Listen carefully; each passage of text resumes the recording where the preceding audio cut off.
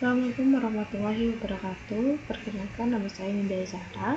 Pada kesempatan kali ini saya akan mempresentasikan proyek Natural Language Processing atau NLP yang telah saya kerjakan mulai dari proses pengumpulan data, pre-processing, klasifikasi sentimen, hingga pembangunan chatbot sederhana berbasis NLP. Proyek ini dilakukan menganalisis sentimen review penggunaan aplikasi Jaki yang tersedia di Google Play Store. Lalu kalau misalnya dilihat, langkah pertama yang saya lakukan yaitu proses pengumpulan data atau scraping data dari Google Play Store. Pada tahap ini saya menggunakan Python dan juga library Google Play Scraper untuk mengambil review pengguna aplikasi Jaki secara otomatis.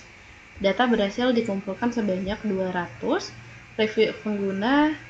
Data tersebut terdiri dari text review, nama pengguna, tanggal review, serta rating aplikasi. Keuntungan menggunakan scraping otomatis ini di mana proses pengambilan datanya jauh lebih cepat dibanding melakukan proses manual, dan juga tidak ada kendala yang signifikan sehingga data berhasil disimpan ke dalam bentuk file CSV dan juga siap digunakan pada proses berikutnya. Lalu pada tahap berikutnya, di sini saya melakukan proses pelembalan data sentimen. Pada proyek ini saya menggunakan lexicon base atau metode berbasis kamus kata dari positif dan juga negatif. Contoh kata positif biasanya ada bagus, mantap, cepat, puas, dan juga membantu. Kalau untuk kata negatif itu biasanya ada error, remote, rusak, kecewa, gagal, jelek, buruk. Sistem ini akan menghitung jumlah kata positif dan juga kata negatif pada setiap review.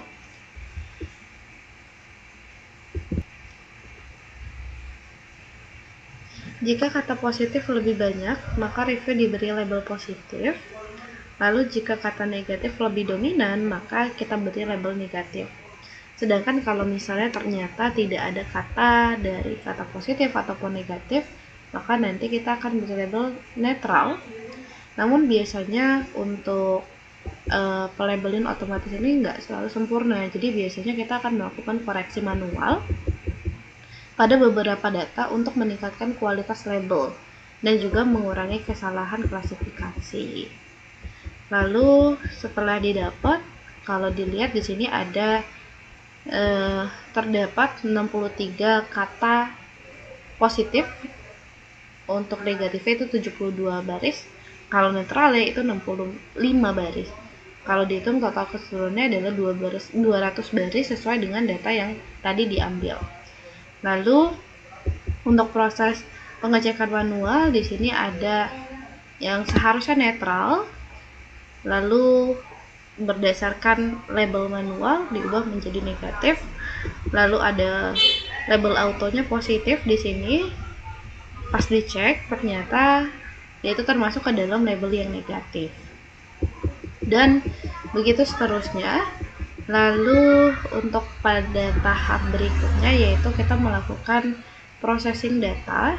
Setelah pelabelan selesai, kita melakukan pembersihan data teks, di mana pembersihan data teks ini sangat penting karena ada review pengguna biasanya masih mengandung banyak noise atau kesalahan seperti simbol, lalu ada angka, emoji, atau kata yang nggak penting. Tahapan pre-processing ini biasanya dilakukan mulai dari yang pertama adalah di sini adalah scaffolding. Scaffolding itu kita dapat mengubah seluruh huruf menjadi huruf kecil agar datanya itu konsisten. Lalu yang kedua, kita bisa melakukan penghapusan URL, mention, hashtag, angka, dan juga tanda baca yang tidak diperlukan. Yang ketiga, kita melakukan tokenisasi, di mana kita memecah kumpulan kalimat, kita memecah kalimat menjadi kumpulan dari sebuah kata. Dan yang keempat, kita melakukan step word, yaitu menghapus kata-kata umum yang tidak memiliki makna, seperti ada dan, yang, di, dan sebagainya seperti kata penghubung. Lalu yang kelima itu kita melakukan stemming, di mana menggunakan library tambahan seperti sastrawi untuk mengubah data menjadi bentuk dasarnya. Seperti contohnya membantu, kan itu ada kata imbuhan mem, jadi diubah menjadi kata dasarnya itu dasar bantu. Lalu ada berjalan, bernya dihapus jadi jalan saja. Sehingga hasil preposisi ini membuat data menjadi lebih bersih dan juga kita dapat meningkatkan performa model klasifikasinya. Lalu yang berikutnya, setelah dilakukan tahapan preprocessing data, kita akan melakukan ekstraksi fitur back of word dan juga TF-IDF, di mana biasanya teks ini tidak bisa langsung digunakan oleh model machine learning karena modelnya hanya dapat membaca data numerik saja. Oleh karena itu, biasanya kita melakukan pengubahan teks menjadi angka menggunakan dua metode, yaitu ada back of word dan juga TF-IDF, di mana kalau back of word ini bekerja untuk menghitung frekuensi kemunculan kata dalam dokumen.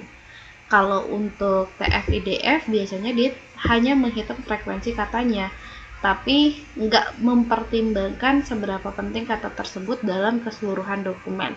Jadi kalau untuk back of word itu keseluruhan dokumen, tapi kalau misalnya TF-IDF ini dia nggak hanya menghitung frekuensi datanya, tapi juga keseluruhan data dari dokumen tanpa mempertimbangkan seberapa penting kata tersebut.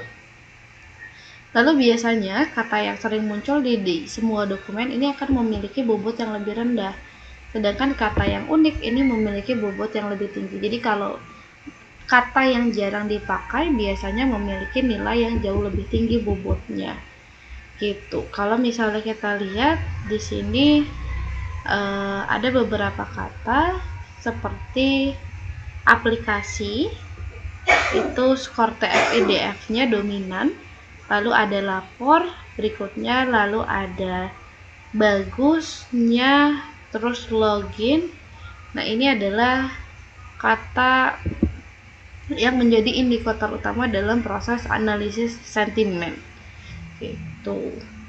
Lalu setelah melakukan ekstraksi fitur berubah menjadi numerik, yang berikutnya adalah melakukan klasifikasi sentimen, di mana klasifikasi sentimen ini menggunakan 3 model machine learning, yaitu ada Naive Bayes, ada Super Vector Machine atau SVM, dan juga Distilbert. Dataset ini masing-masing dibagi menjadi 2 data, yaitu data training dan juga data testing. Data training ini sebesar 80%, sedangkan kalau misalnya data training ini ada 20%. Untuk model pertama, ini adalah Naive Bayes. Kalau dilihat algoritmanya cukup sederhana, namun itu sangat efektif untuk klasifikasi teks. Sedangkan kalau misalnya model SVM, di sini digunakan untuk memisahkan kelas menggunakan hyperplane yang paling baik. Sedangkan kalau misalnya Distilbert ini menggunakan model deep learning, biasanya berbasis transformer yang sudah di-train menggunakan bahasa Indonesia. Kalau misalnya dilihat, di sini ada 2 perbandingan antara model Naive Bayes juga SVM. Kalau dilihat ternyata Naive Bayes ini memperoleh akurasi sebesar 72,5%, sedangkan kalau misalnya SVM ini memperoleh akurasi sebesar 60%.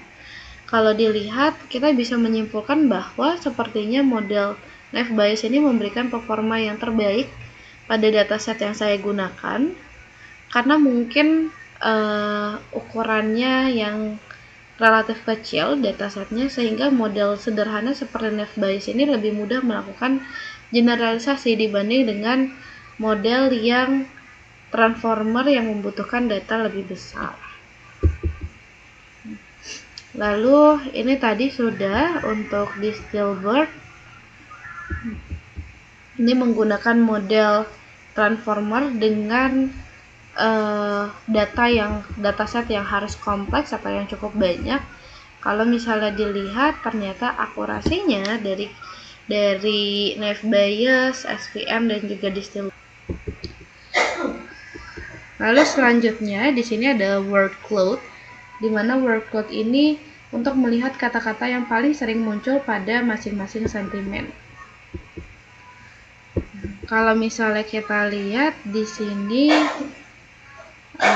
ternyata pada word cloud sentimen positif itu muncul kata baik, lalu ada aplikasi, ada sangat, ada bantu, ada cepat, ada mantap. Ini menunjukkan bahwa pengguna merasa puas terhadap layanan aplikasi. Lalu kalau misalnya untuk kata-kata negatifnya di sini ada error, terus ada gagal, ada enggak, ada login. Nah, bahwa sebagian besar keluhan pengguna berkaitan dengan masalah performa aplikasi dan juga kecepatan.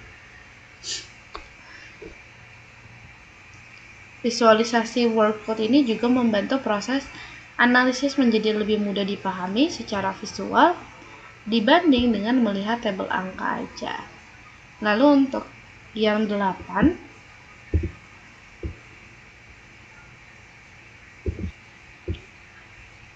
selain menganalisis sentimen, pada proyek ini juga dibangun chatbot sederhana, yaitu dibuat menggunakan HTML untuk tampilan, lalu ada CSS-nya untuk desain, JavaScript-nya untuk interaksi, dan juga PHP-nya untuk backend. Kalau misalnya dilihat di sini, chatbot dirancang untuk menjawab pertanyaan seputar layanan PPKD, seperti jadwal pelatihan, cara pendaftaran, terus juga lokasi, dan juga kontak pelayanan. Dimana kalau misalnya kita lihat sistem chatbot ini menggunakan metode rule based, kita mencocokkan pola dari kata input pengguna dengan init yang telah dibuat sebelumnya di dalam kode PHP.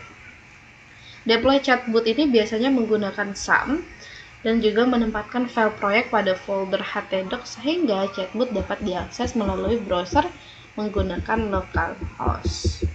Lalu untuk kesimpulannya, untuk proses natural language processing ini berhasil untuk menganalisis sentimen review penggunaan aplikasi Jarki secara otomatis. Yang kedua, tahapan pre-processing memiliki pengaruh yang sangat besar terhadap kualitas hasil klasifikasi. Dan yang ketiga, model naive Bayes ini memberikan performa terbaik dibanding kedua model SVM dan juga Distilbert. Dan yang terakhir adalah visualisasi workload dan juga penggunaan chatbot untuk analisis sentimen NLP. Dan itu saja yang bisa saya penjelaskan pada proyek NLP ini.